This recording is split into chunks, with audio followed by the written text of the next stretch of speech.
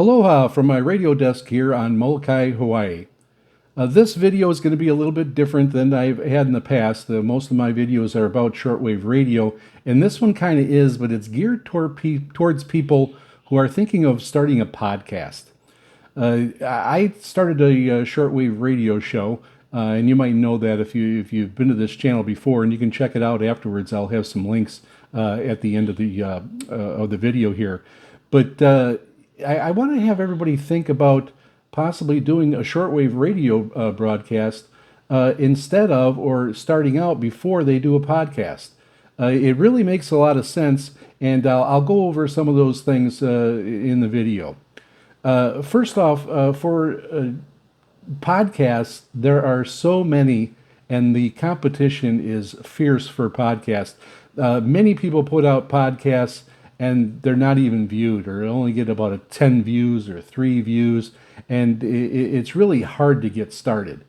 So one thing about shortwave radio is that on shortwave radio, listeners tend to just turn the dial, and sometimes they're just looking for something to listen to.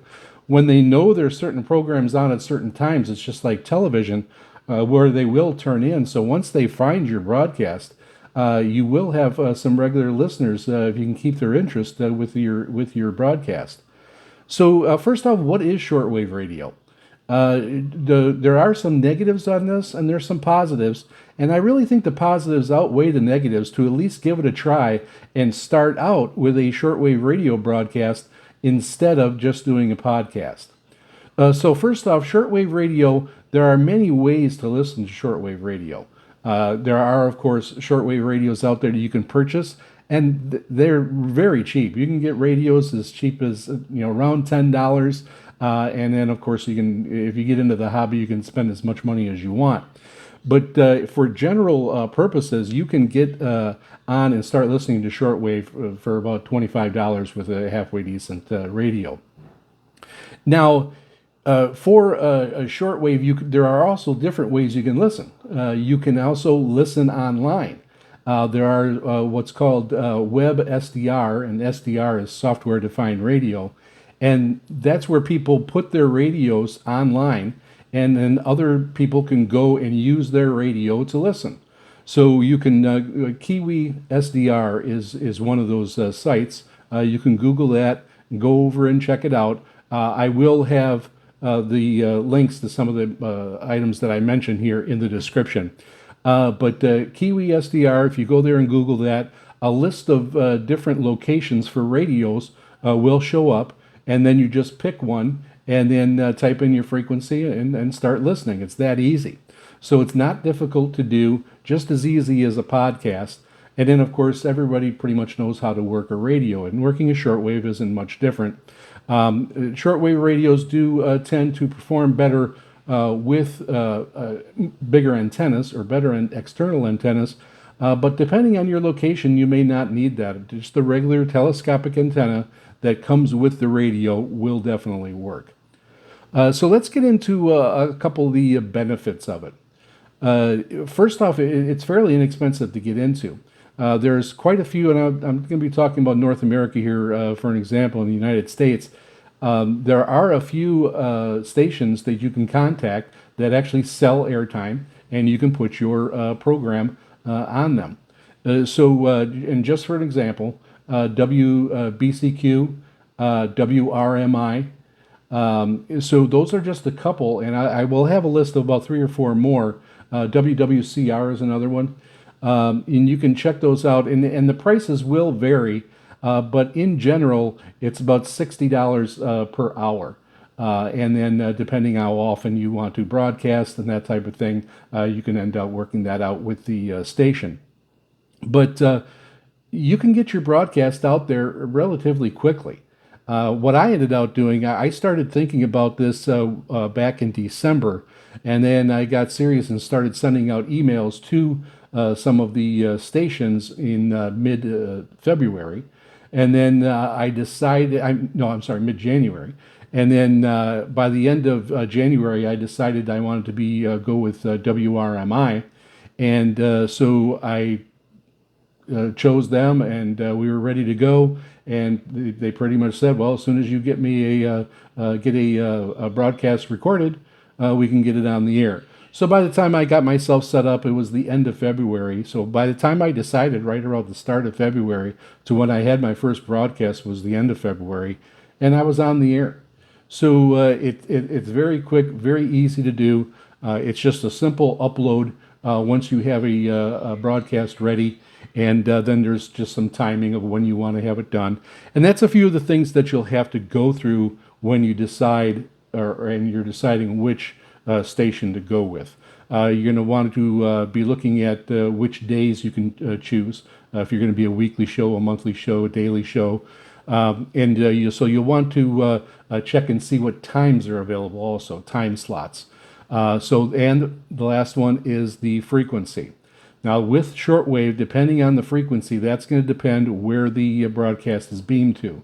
So I'm going to go with WRMI for an example because I use them, but they broadcast out of Okeechobee, Florida. And then the broadcast, the frequency that I started with was 9455 kilohertz. And that goes from Okeechobee, Florida, and it gets beamed west across North America, goes up into Canada, goes down into Mexico. And I actually get that frequency at the time. I'm at 0300 UTC, which is 5 o'clock p.m. here, Hawaii time. And I can listen to my own program here in Hawaii on that frequency. Now, I decided to broaden my listeners, and later on, a few months later, I added another frequency to my broadcast, and it was 15770 kilohertz, and that goes from Okeechobee, Florida, but that gets sent out east, and it goes across Europe. So it has a wide swath, and what I did, I can't get that frequency here in Hawaii. So I went on Kiwi SDR when my program is going, and then I'll check different countries. I'll check Sweden, I'll check Germany, I'll check Russia, the UK, Ireland, Scotland, Finland. I have a listener in Malta. So you can see how the broadcast is coming in on that frequency at that time by using this Kiwi SDR. So it works really nice.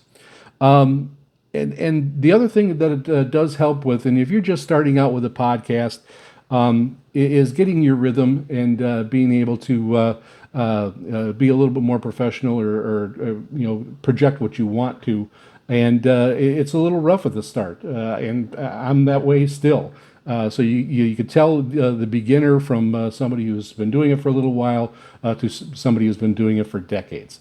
So this will give you some experience under your belt on getting some of those broadcasts ready. And you can also take these broadcasts after they're done on the radio, and you can add them to your podcast. You can make them your podcast. So you can just take the file when you're done with it, and then you could put it on Spotify or however you're going to try to distribute your podcast. And that is the beauty of that. So what they usually tell you, if you listen to people who are successful at making a podcast, is when you start, you should have 3, 5, 10 shows ready to go. So people can kind of get the idea of what your podcast is going to be after a few, and they can start binging them if you want, which is actually what you want, of course. So if you have those ready, you can build up that library by using shortwave radio and your shortwave radio broadcast. And then you can do the promotion just like you would on your podcast. You can do that on the shortwave radio. So you should have an email set up for your podcast. And then, of course, if you go with the shortwave radio route for your broadcast on shortwave, you should have a website, that type of thing. And it's things that you can constantly keep referring to, so they can go back and check and try to keep your listeners engaged. So those are big things that you can actually work out before you go ahead and try a podcast. And I really think the biggest benefit to this is that you will get listeners right away. It's not like some of the podcasts, and you can just be buried in a mountain of different podcasts, never be found, never be listened to. If you get a broadcast on shortwave, people will find you. I had that happen to me right away. I was getting emails from people who caught my show. Now my show is a smaller niche too. It is just about shortwave radio. So, depending on what your podcast is, it could, of course, bring in a larger group of people. But of course, they have to be listening to shortwave. But there are so many people that have shortwave radios and that are actually still using shortwave radios. I think everybody would be very surprised. Now, one of the downsides is that it's not like the internet. You're not going to be able to go over and click on your podcast or your page and then see how many views or see how many people went to listen to your podcast. You're not going to have that information. Shortwave radio doesn't have that. There's no analytics. There's a lot of anonymity to listening to shortwave radio. And that is one of the things that why people like shortwave also. So, but once you get people, if you put out there, you want a reception report so that you can find out where people are listening and tuning in and how the reception is there. They will send you emails. They can send you emails and comments about your podcast, of course. And then once you start getting that, you'll know right away that people are listening. So you will get listeners right away. People will find you. And that's where, of course, choosing your frequency and time is going to make a difference.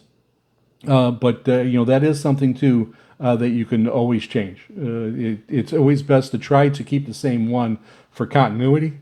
But if you do change, you could always announce that there's going to be a change. I ended up changing mine by an hour. I actually helped WRMI out a little bit. It worked out great for both of us by moving my show up an hour.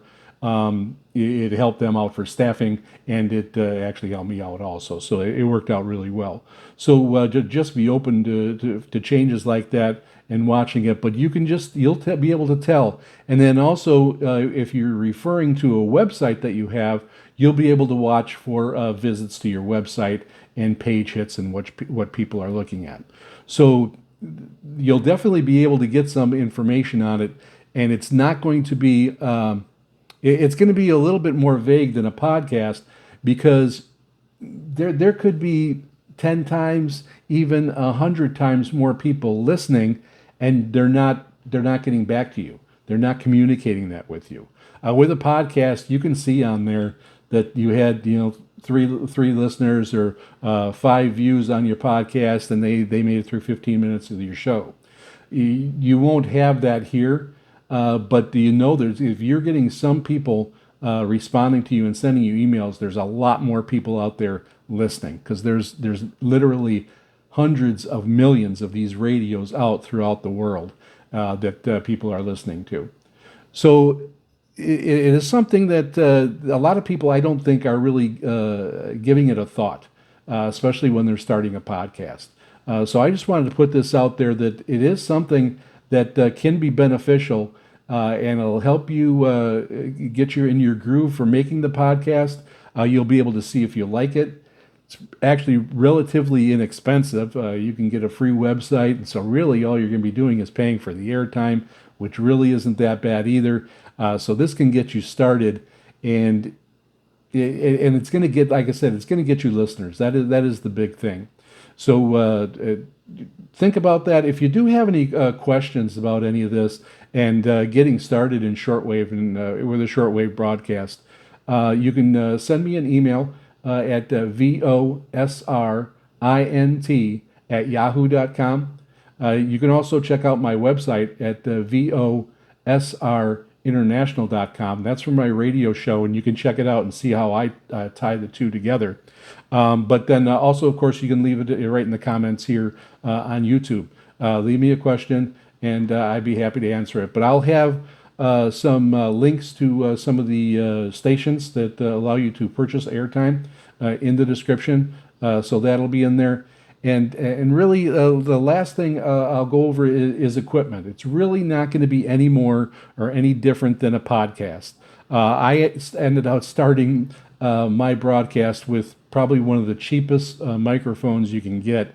If you remember those microphones that came with tape recorders back in the 70s, mine was only a little bit better than that. I just updated a little bit ago here to the Samson Q9U, and then I just have my laptop. So and for recording, I use Audacity, which is a free program, and then I'm just able to upload the broadcast to WRMI when I'm ready. So I'll have that information on the in the description, so you'll be able to check that out.